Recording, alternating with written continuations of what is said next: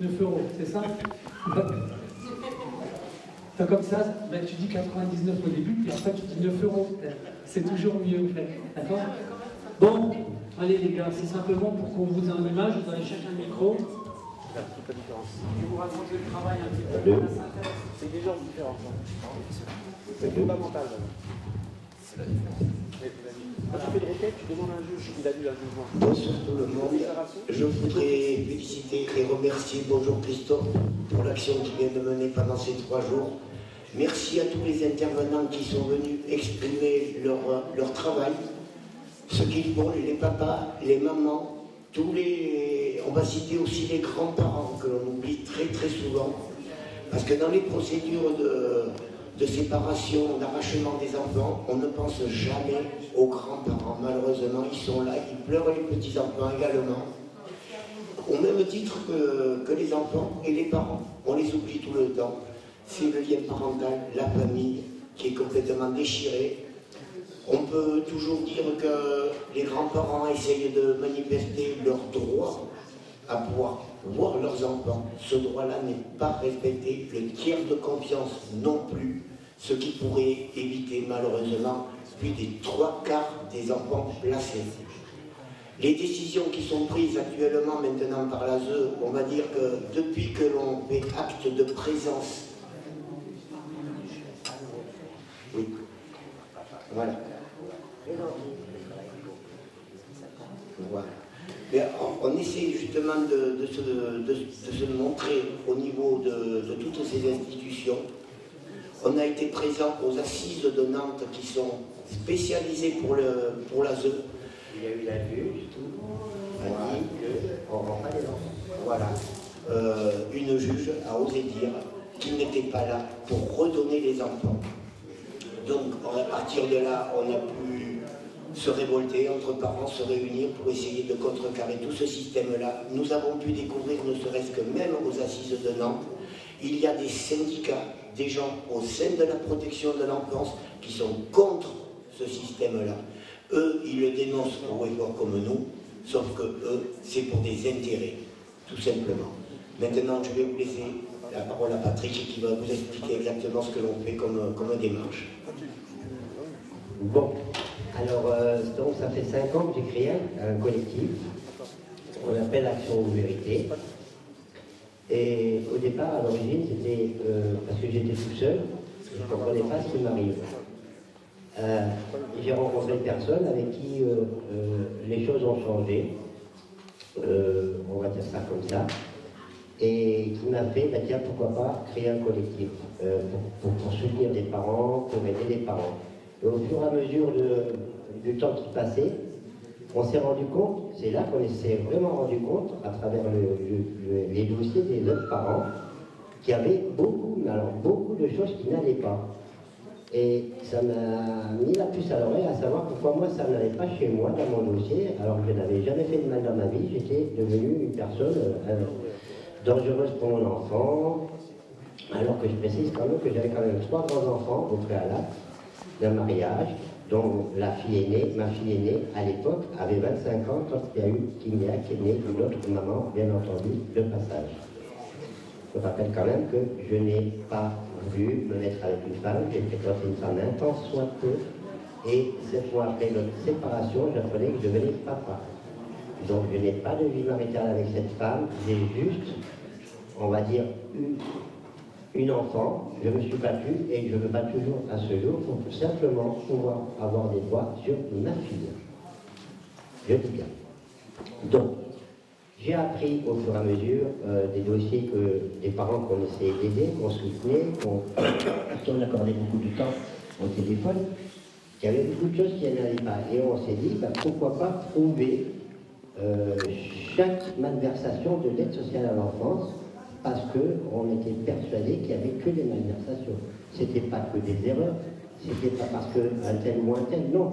Il y avait derrière tout ça une vraie volonté absolue de créer des faux pour maintenir des enfants placés. Donc le collectif, au fur et à mesure des années, s'est rapproché d'autres personnes par la force des choses, comme on l'a fait aujourd'hui, enfin depuis quelques temps d'ailleurs avec Christophe, mais aussi d'autres personnes, d'autres intervenants, connaît très bien Hélène Lombard, on connaît très bien Cathy, qui est présente, on connaît très bien Sandrine Pavanto aussi, un ensemble de parents envers qui on a été à la rencontre, où on a pris les éléments, on a travaillé avec aussi des personnes comme Blanchard qui ont apporté beaucoup, c'est-à-dire qu'on se met à l'écoute de ces gens-là, on supervise leur travail, et pourquoi pas on utilise les qualités qu'ils ont, puisqu'on n'a pas toutes les qualités, bien entendu, heureusement. Et au fur et à mesure, donc, ce travail nous a plus qu'interpellés dans le sens où on s'est rendu compte qu'en fait, pour avoir les preuves, il fallait absolument, mais absolument, aller les chercher.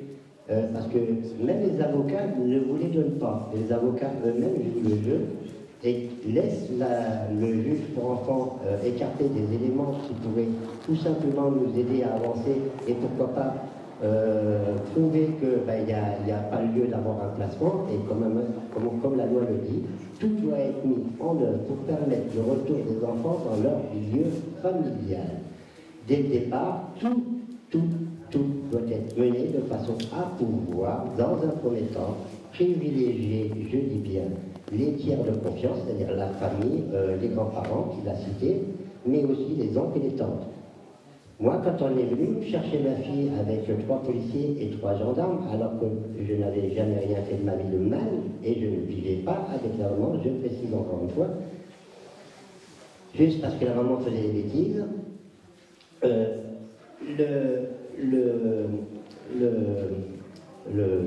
lieutenant, voilà, je cherchais le lieutenant de gendarmerie qui est venu chez moi avec les travailleurs sociaux pour prendre mon enfant, m'a demandé de venir juste après donc, que ma fille soit partie, de venir à la gendarmerie afin qu'il me donne quelques conseils.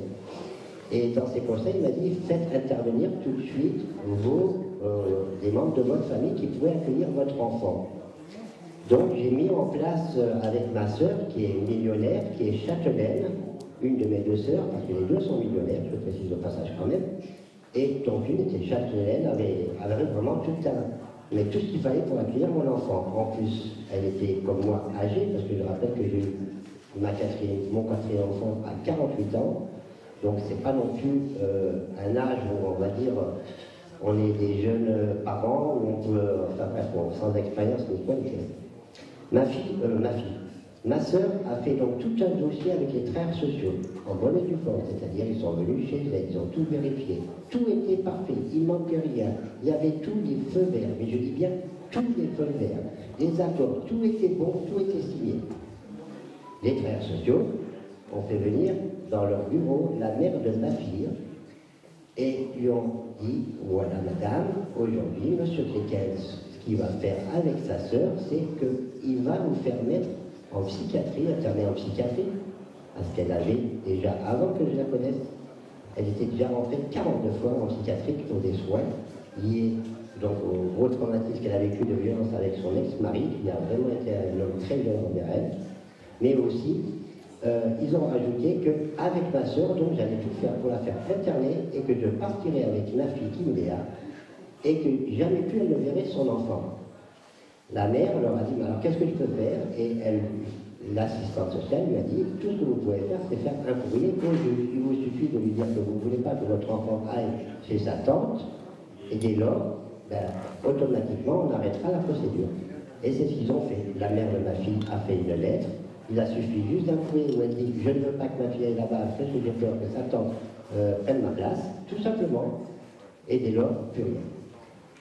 Ça, pourquoi je suis venu sur ce sujet aussi, c'est parce que c'est aussi pour prouver que dès qu'il part, quand on sollicite la famille, quand on demande des attestations sur l'honneur de la famille, moi j'en ai ramené 32 des attestations, je dis bien 32, du voisinage, de la famille, des services de police, de gendarmerie, des commerçants. 32 attestations. Des preuves, on va dire, comme quoi vous travaillez, des preuves comme quoi vous avez tout ce qu'il faut pour accueillir les enfants, des preuves comme quoi vous n'avez aucun problème dans votre vie, tout ceci ne sert à rien. Mais vraiment rien, c'est du temps perdu parce que, quoi que vous apportez, rien n'est pris en considération par le magistrat et les travailleurs sociaux auront toujours la manipulation sur le deuxième parent, malveillant en tout cas, ou en tout cas faible, fragile, comme l'était la mère de ma fille dans un premier temps. Il y a eu abus de faiblesse sur la personne de la mère de ma fille. Donc ça nous a ouvert des pistes. Des pistes, pourquoi? Pour aussi, sur le terrain, aller chercher des preuves.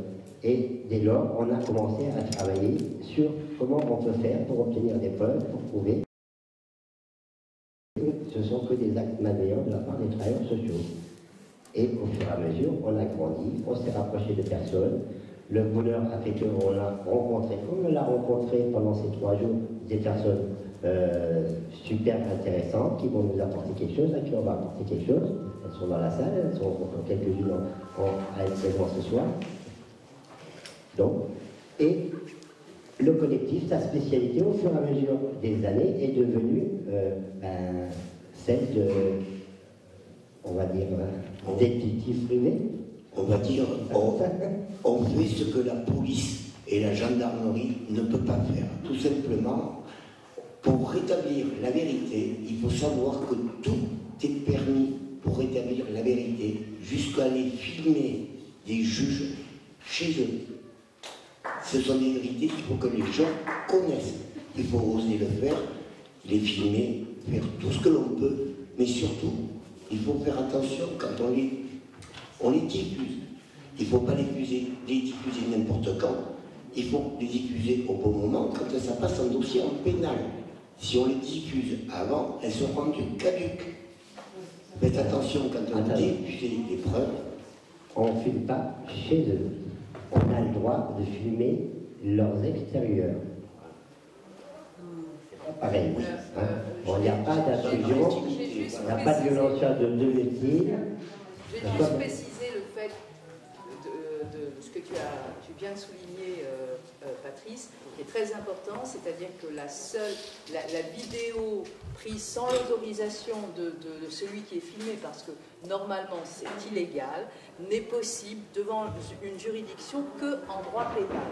Voilà. Oui, attends, et donc c'est pour ça. On allait venir à ça. Parce que c'est vrai que les cas, quand nous emmagasinons, que nous récupérons, que nous obtenons, certes de façon illicite, voire même dans la vie privée des gens, ça s'appelle quoi? Ça s'appelle des preuves qui ne peuvent être utilisées, je dis bien sous condition. Pourquoi? Alors déjà, c'est dans le cadre du pénal. Là, c'est une chose qui est sûre. C'est l'article 427 du Code pénal qui nous dit que toute la preuve est libre. Quelle que soit la façon dont on obtient la preuve, bien entendu, on ne va pas égorger les gens pour les faire avouer, ça c'est certain. Mais quelle que soit la façon, le procédé, nous à distribuer des gens, c'est recevable à partir où c'est le seul moyen de prouver la vérité. Alors, qu'est-ce qu'on a fait? Parce qu'on ne peut pas tout dire, c'est pour ça que là on met un frein par rapport à ce qu'on avait dit les jours précédents, parce qu'il y a une personne qui a fait une publication. Et dans cette publication, on nous entend dire qu'on est des voleurs, qu'on vole des dossiers, qu'on pique des trucs au tribunal. Je crois que c'est pas trop cool. Bon, maintenant c'est réglé. Je veux dire, ça a disparu vite fait. Juste pour dire que, comment on procède, on a aujourd'hui la possibilité d'acheter des micro-espions. C'est quoi un micro-espion? C'est une petite boîtier de rien du tout, qui fait 2 fois une puce téléphonique, où on met une puce téléphonique, on téléphone. Et dès qu'on a téléphoné à cette puce, on entend tout ce qui se passe dans la pièce où on a laissé traîner ce petit boîtier. C'est aussi des traceurs GPS qui sont aimantés, qu'on met sur les voitures, où on laisse partir les travailleurs sociaux rentrer chez eux, et après on sait exactement où ils habitent. C'est quoi? C'est aussi faire du courrier, piquer du courrier dans les boîtes aux lettres. Je ne vais pas dire plus de détails. Ça nous permet aussi d'avoir des informations, surtout avec les acteurs ou on va dire, les associations avec qui ils travaillent. Bien souvent, c'est là où on a le plus de choses. On a, par exemple, dans les mains des magistrats, quand ils demandent une mesure éducative, ou une AEMO ou autre, donc ils envoient un courrier à l'association concernée. L'association concernée reçoit l'information, mais normalement, on se doit de faire une mesure sans trop de détails. Et là, on a la preuve que, par exemple, les magistrats mettent du détail dedans. Donc c'est comme si c'était une ligne de conduite pour les travailleurs sociaux concernés, c'est-à-dire les associations AEMO et autres, comme des ordres à suivre, en gros. On a aussi, grâce à ces pièges, en plus d'avoir des preuves sur les malversations, on peut prouver qu'il y a beaucoup de détournements de fonds. Par exemple, les locations de véhicules. Ça paraît bête, mais il y a des hauts responsables de la protection de l'enfance, en tout cas du domaine concerné, qui se font gracieusement mettre à disposition des véhicules qui sont payés par les associations sous forme détournée. On a des responsables qui reçoivent des factures qui font payer par l'aide sociale à l'enfance alors que ce sont des travaux effectués chez eux. On a par exemple un directeur dans le nord-ouest de la France qui a été piégé là-dessus, un directeur de la protection de l'enfance auprès du département, je dis bien, attention, pour presque 500 000 € de travaux effectués chez lui. On a des gens qui, pour faire plaisir, ou en tout cas pour enrichir la famille, les copains, les amis ou certains politiques, et les avocats entre autres aussi, achètent des maisons, ils louent ces maisons pour les visites médiatisées au département. Pourquoi? Parce que le département, il dit maintenant, les parents, ben tiens, c'est bien qu'ils accueillent leurs enfants en visite médiatisée pendant 1 heure, 2 heures ou 3, et qu'ils fassent de la cuisine pour leurs enfants, pour qu'ils mangent avec eux. Ça, c'est l'excuse. On mange jamais avec le gosse, on n'a pas le temps, la cuisine, on le fait déjà. Mais ils achètent des baraques, et en l'espace de 8-10 ans, ces baraques sont amorties par la location du département. C'est ce qu'on appelle faire des cadeaux de façon détournée. Mais c'est devenu de plus en plus fréquent. Et c'est de belles baraques, attention, des belles villas. Moi, ma fille, où j'allais la voir, je peux vous garantir que la villa était super belle. Et puis au bout d'un temps, ces lieux d'accueil ou de rencontres de visite ne sont plus d'actualité parce que justement, ils ont soldé le prêt. Enfin, je ne vais pas rentrer trop dans les détails parce qu'on n'a pas tous les moyens de dire, mais c'est pour expliquer comment tout cet argent est détourné et pourquoi aujourd'hui on a créé en tout cas une équipe de 7 ou 8 personnes qui font que du terrain, qui vont piéger ces endroits. Je vous donne un exemple. Les travailleurs sociaux, quand ils travaillent, comme tout le monde, ils n'ont pas le droit de fumer à l'intérieur. Alors qu'est-ce qu'ils vont? Ils vont fumer à l'extérieur. Et bien souvent, ils ont un endroit précis où ils vont fumer. Donc on piège aussi ces endroits. On met des micros espions. Et ce qu'on y entend, c'est très intéressant. Je dis bien, très intéressant. On a eu des informations qui nous disaient, par exemple, un parent qui devait avoir un dossier, la copie intégrale du dossier médical de son enfant. C'était très important parce qu'à travers ce dossier, on pouvait poursuivre certaines personnes, je dis bien. Ce n'est pas toujours que les travailleurs sociaux, hein, parce que les gens assimilent les travailleurs sociaux avec, par exemple, les associations qui font les lieux d'accueil de médiation. Ce ne sont pas des travailleurs sociaux. Ils ne dépendent pas de l'ASE. Ce sont des acteurs qui travaillent avec l'ASE. Donc, un exemple. La demande a été faite en bonne et due forme, mais comme on avait piégé l'établissement, on a eu l'information comme quoi que le jour du rendez-vous pris et accordé, parce qu'ils sont obligés de vous donner votre dossier, la copie intégrale du dossier médical, le jour prévu, ils avaient, eux, de leur côté, prévu en réunion conspiratoire, parce qu'ils appellent ça des réunions de synthèse tous les lundis matins, nous, on appelle ça des réunions conspiratoires. Donc ce fameux local a été piégé, ce fameux lundi matin, ils ont dit que je ne dirai pas le nom du médecin PMI, mais tiens, on dira que tu étais malade, donc on annulera le rendez-vous et les parents n'auront pas le dossier. On a fait la main courante 8 jours avant, puisqu'on a eu l'information du tout. On a fait la main courante comme quoi que tel jour, à telle heure, on a un rendez-vous avec le médecin et que ce rendez-vous sera annulé parce que le médecin, comme par hasard, tombera malade. C'est exactement ce qui s'est passé. Mais on a eu aussi ce même genre de preuves dans notre petite boîte, concernant les magistrats, pour reporter des audiences. Parce que les éléments que les parents allaient apporter à l'audience étaient mis, on va dire, envoyés à la dernière minute, comme eux, ils savent le faire, les travailleurs sociaux, ils envoient leurs trucs à la dernière minute, comme ça on est coincé. Nous, on fait la même chose, c'est-à-dire qu'on envoie des éléments pour que le juge, on ait lecture avant l'audience, juste quelques temps avant l'audience. Mais on est obligé quand même de les envoyer au moins 10 jours à l'avance, contrairement aux travailleurs sociaux qui ne viennent pas les envoyer la veille, voire même le jour même. Enfin bref. Et on a eu, donc, entre autres, la même chose, on a fait main courante, comme quoi que, tant de jours après, le magistrat annulera, comme à la surprise de tout le monde, l'audience parce qu'elle se portera souffrante. On est arrivé à prouver, on peut démontrer que jusque les magistrats jouent le jeu, pour permettre à l'ASE de contrer les éléments qu'on a donnés, puisqu'ils n'avaient pas eu le temps matériel de contrer ce qu'on avait. Et qu'est-ce qu'ils font pour contrer les éléments qu'on leur apporte? En général, ils font disparaître la source qu'il y a dans le dossier. Donc le greffier, lui, va retirer du dossier des éléments qui vont disparaître. Je dis bien disparaître totalement. Et ça arrive dans beaucoup de procédures. Et ils vont jusqu'à, parce qu'ils font très attention, la différence qu'ils ont contrairement à nous, c'est qu'ils ont les moyens, ils vont jusqu'à retirer de tous les jugements qu'il y a eu, admettons si ça dure depuis 10 ans, de toutes les lectures, ils vont revoir toutes les lectures, et tout ce qu'ils pourraient laisser, même ne serait-ce qu'une ligne ou un mot, en tant qu'il y avait 7 éléments dans le dossier, ils vont jusque-là retirer tout. Alors comment ils fonctionnent? On a une première page d'une décision, on a une dernière page de décision, et on a des pages intermédiaires. Et bien ces pages intermédiaires, elles sont reprises, elles sont réécrites, on fait supprimer les lignes qui dérangent, et on recrée à l'identique le même dossier. Et ça, ce sont les greffiers qui le font. Je dis bien les greffiers.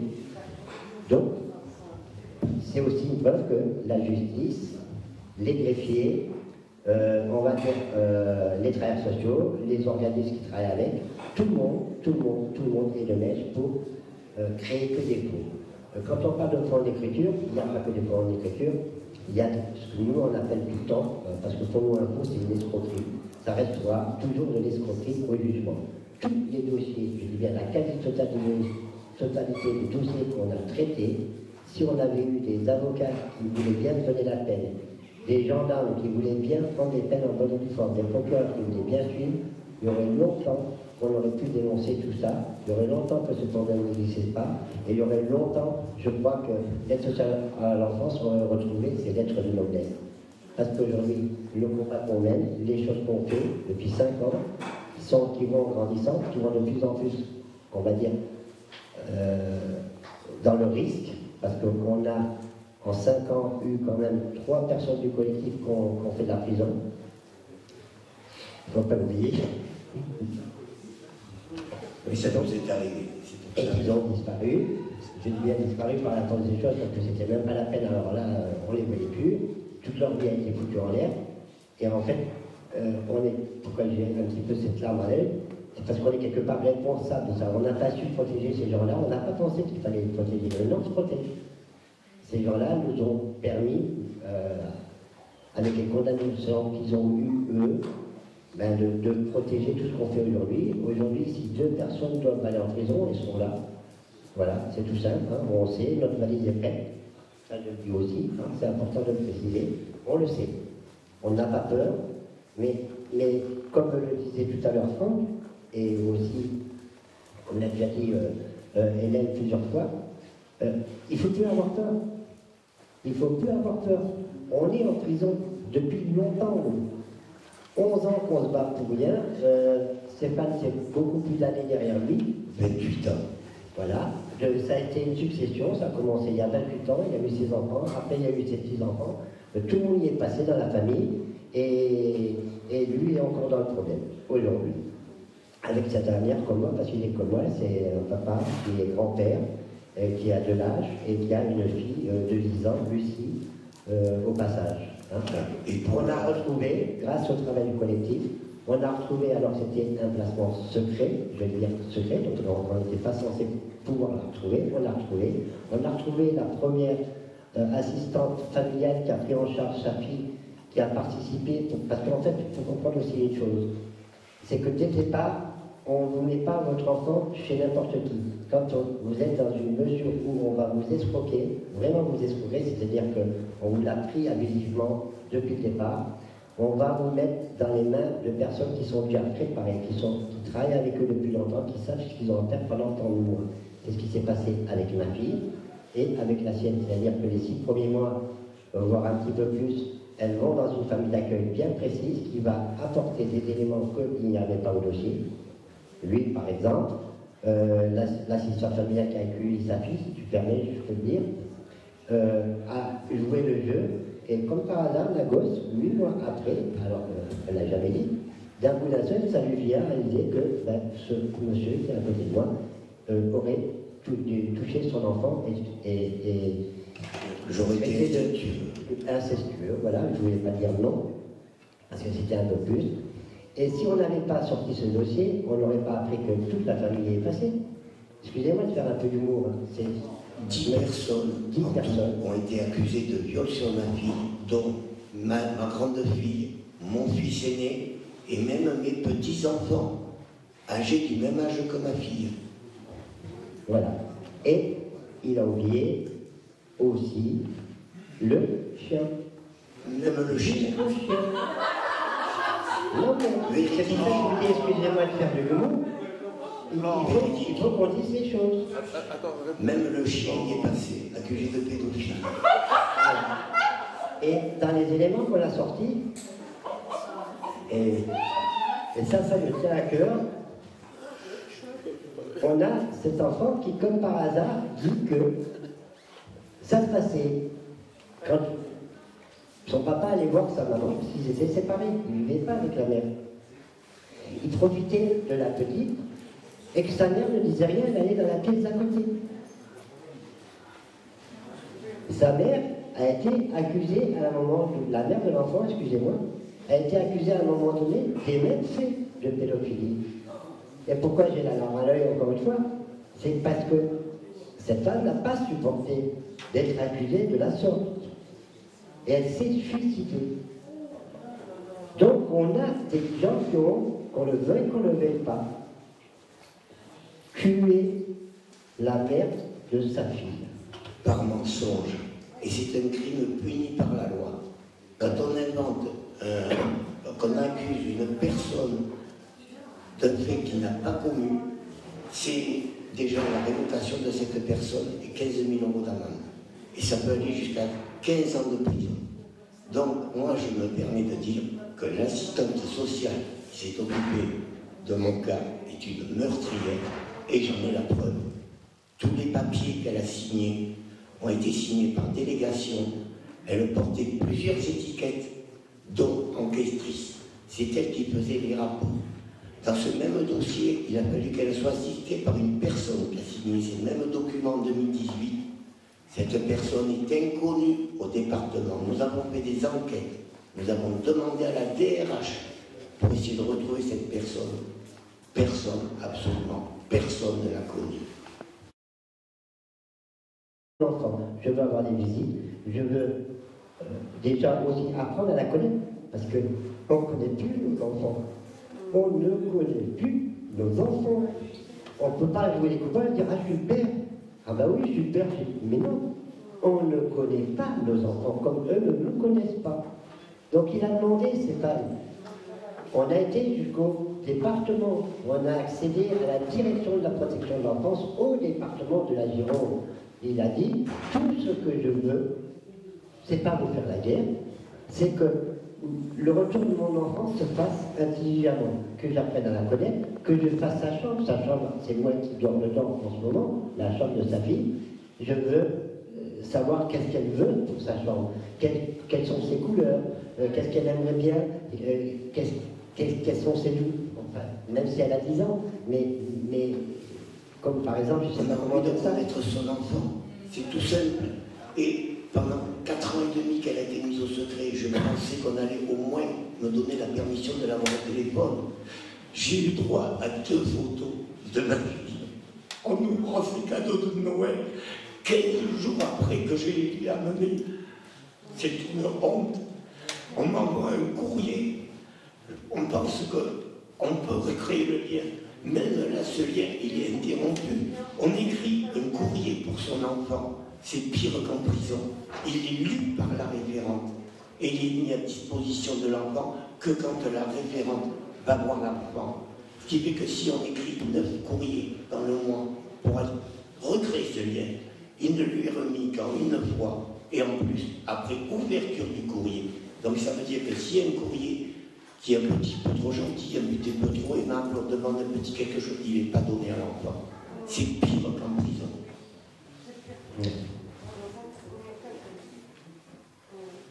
Oui, donc ça, il a eu droit à 2 photos. 2 photos quasiment identiques, hein, je dis bien quasiment identiques, c'est-à-dire il y a juste peut-être le faciès qui est un petit peu le profil qui est un petit peu de côté. C'est-à-dire qu'on ne lui a même pas donné le droit de voir sa chambre, par exemple. dans quelle chambre, comment est sa chambre. Bon, elle était devant un bureau avec un des grands cadeaux qu'il lui a offert sur son bureau. Et il a eu droit à 2 photos en presque 5 ans donc, de placement, parce qu'il a gagné, parce qu'ils ont été déboutés. Autrement, et parce qu'on a insisté, on a dû aller jusqu'à la direction de la protection de l'enfance au département pour exiger qu'il ait au moins un minimum de sa fille, au moins des photos. Au moins des photos. Le département a réagi par la force des choses, puisqu'on a rencontré, on a été, pas foutre le bordel, mais presque. Parce On que a fait toutes les chambres du département jusqu'à la chambre des élus. voilà. Personne ne nous a ouvert les portes. Donc on a réussi à obtenir, il a réussi à obtenir 2 petites malheureuses photos. Je ne vous dis pas quand il les a reçues, toutes les larmes qu'il a dû verser. Et surtout, et c'est ça qu'il faut aussi comprendre, c'est que nos enfants n'ont pas que des parents, ils ont des frères, ils ont des sœurs. Les frères et sœurs de Lucie, c'est pas des petits-enfants quand même, ce sont des adultes qui ont des enfants. Je dis bien qui ont des enfants. Quand eux ont vu aussi ces 2 photos, j'aimerais tellement avoir, comment dire ça, ces images, voir ces images. Comment, il n'y a plus rien qui se dit, il n'y a même pas de mots qui sortent quand ils voient ces photos. Ça dure quelques minutes, on a l'impression que ça dure 1 heure. Et puis tout d'un coup, il y a cette expression commune qui fait que qu'est-ce qu'elle est belle. Excusez-moi, on a tous vécu ça, hein. C'est pas nouveau ce que vous me dites. Donc, on le sait, on le dit. Donc la question n'est pas là, donc chacun raconte son histoire. J'en suis désolé. Je raconte pas mon histoire. Je sais vous racontez la sienne, mais on a tous la même. C'est pas la question que je suis en train de vous dire. Tout ce que je vais vous dire, ce que vous nous dites, ça nous fait mal aussi. On peut continuer à se faire mal, c'est pas la question. On voit une chose dans ce qui se passe là, c'est que le seul qui a le moyen, le devoir, et pas c'est son pouvoir, c'est son devoir. Parce qu'il est payé par ça, il faut savoir que l'ASE, c'est nos impôts, donc tout ce système-là, c'est tout. On est d'accord. Et alors, c'est qui décide? C'est pas eux, c'est pas nous. C'est un juge qui a le pouvoir de dire oui ou non. Comme le juge est au courant, c'est le seul responsable. Parce que les policiers, les forces de l'ordre ou ces ASE sont que c'est lui qui décide. On est d'accord ou pas? Je suis tout à fait d'accord avec toi, mais alors là, il faudrait en débattre beaucoup plus longtemps parce qu'il faudrait expliquer le système de fonctionnement et comment on appelle les missions. Voilà, ce sont les missions qui ont été données par le gouvernement à la protection de l'enfance. On est d'accord. D'accord. On est d'accord. On parle pas de ça, nous. Je suis d'accord. Non, mais votre travail que vous avez fait, c'est très bien. Moi, je vous tire mon Parce chapeau. que si on veut parler de ça, Ça apporte une solution magique. On aimerait bien avoir cette solution magique. Mais on se confronte à une administration qui est cruelle et qui n'entend rien.